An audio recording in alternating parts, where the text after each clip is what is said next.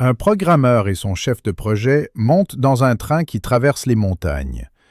Ils ne trouvent aucune autre place assise que 2 sièges juste en face d'une jeune femme et de sa grand-mère. Au bout d'un moment, il devient assez clair que la femme et le programmeur s'intéressent l'un à l'autre car ils ne cessent de se regarder. Bientôt, le train entre dans un tunnel et il fait tout noir. On entend un baiser, suivi du bruit d'une gifle. Quand le train émerge enfin du tunnel, les 4 sont assis sans dire un mot. La grand-mère pense « C'était très impoli de la part de ce jeune homme d'embrasser ma petite fille, mais je suis contente qu'elle l'ait giflé. » Le chef de projet pense « Je ne pensais pas que le programmeur était assez courageux pour embrasser la femme, mais je regrette qu'elle m'ait raté quand elle a giflé. » La jeune femme pense « Je suis contente que le garçon m'ait embrassé, mais je regrette que ma grand-mère l'ait giflé. » Le programmeur a un sourire satisfait sur le visage et pense « La vie est belle. Combien de fois un homme a-t-il la chance d'embrasser une belle femme et de gifler son chef de projet en même temps ?» Un jeune médecin avait déménagé dans une petite ville pour remplacer un médecin qui prenait sa retraite. Le médecin plus âgé suggéra que le jeune l'accompagne dans ses visites pour que la communauté s'habitue à son nouveau docteur. Dans la première maison, une femme se plaint. « J'ai eu un peu mal au ventre. » Le médecin plus âgé dit « Eh bien, vous avez probablement abusé des fruits frais. Pourquoi ne pas réduire la quantité que vous mangez pour voir si ça marche ?» En sortant, le jeune homme dit « Vous n'avez même pas examiné cette femme. Comment en êtes-vous arrivé à votre diagnostic si rapidement ?»« Je n'avais pas besoin de l'examiner. Vous avez remarqué que j'ai laissé tomber mon stéthoscope par terre là-dedans ? Eh bien, quand je me suis penché pour le ramasser, j'ai remarqué 6 pots de bananes dans la poubelle. Je savais que c'était probablement ce qui la rendait malade. » Le jeune médecin dit « Assez malin. Si ça ne vous dérange pas, je pense que je vais essayer ça à la prochaine maison. » En arrivant à la maison suivante, ils parlèrent plusieurs minutes avec une femme plus jeune. Elle n'avait tout simplement pas l'énergie d'autrefois et dit « Je me sens terriblement épuisé ces derniers temps. »« Vous avez probablement trop fait pour l'Église, » lui dit le jeune médecin. « Peut-être devriez-vous réduire un peu et voir si ça aide. » En partant, le médecin âgé dit « Je connais bien cette femme. Votre diagnostic est presque certainement correct. Elle est très active à l'église. Mais comment y êtes-vous arrivé ? J'ai fait comme vous dans la dernière maison. J'ai laissé tomber mon stéthoscope, et quand je me suis penché pour le ramasser, j'ai vu le curé sous le lit. » Un ours et un lapin marchaient dans la forêt un jour, lorsqu'ils tombèrent sur une grenouille magique.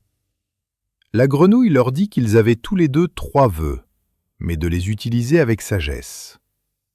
Alors, l'ours réfléchit une minute et dit « Je veux que tous les ours de cette forêt soient des femelles, vous savez, sauf moi. » Puis le lapin dit « Je voudrais un casque de moto. » La grenouille demande au lapin « Êtes-vous sûr de vouloir ça ?»« Oui, » dit le lapin. « Alors je l'exauce. » Maintenant, l'ours réfléchit une minute et dit « Je veux que tous les ours des forêts environnantes soient des femelles, vous savez, sauf moi. » Puis le lapin réfléchit une minute et dit « J'adorerais avoir une moto. »« Êtes-vous sûr de vouloir ça comme deuxième vœu ?» dit la grenouille. « Oui, je le veux, » dit le lapin. « Eh bien, alors exauce-le, » dit la grenouille. « Maintenant, vous n'avez plus qu'un vœu chacun, alors choisissez-le avec sagesse, » dit la grenouille. Après une longue attente, l'ours et le lapin sont prêts à faire leurs vœux. L'ours dit « Je veux que tous les ours du monde soient des femelles, vous savez, sauf moi. »« Vœu exaucé, » dit la grenouille. « Et votre dernier vœu ?» dit la grenouille. Le lapin démarre sa moto et met son casque. Puis, alors qu'il s'apprête à partir, il dit « Je veux que cet ours ici soit gai. » Vœu exaucé. Un vieux gentleman avisé prit sa retraite et acheta une modeste maison près d'un collège. Il passa les premières semaines de sa retraite dans la paix et la quiétude. Puis, une nouvelle année scolaire commença. Dès le lendemain après-midi, 3 jeunes garçons pleins de l'enthousiasme juvénile de l'après-classe descendirent sa rue, frappant joyeusement sur toutes les poubelles qu'ils rencontraient. La percussion assourdissante continua jour après jour, jusqu'à ce que finalement, le vieil homme sage décida qu'il était temps d'agir. L'après-midi suivant, il sortit à la rencontre des jeunes percussionnistes, alors qu'ils descendaient la rue en faisant du boucan. Il les arrêta. Il dit « Vous, les enfants, vous êtes très amusants. J'aime vous voir exprimer votre exubérance comme ça.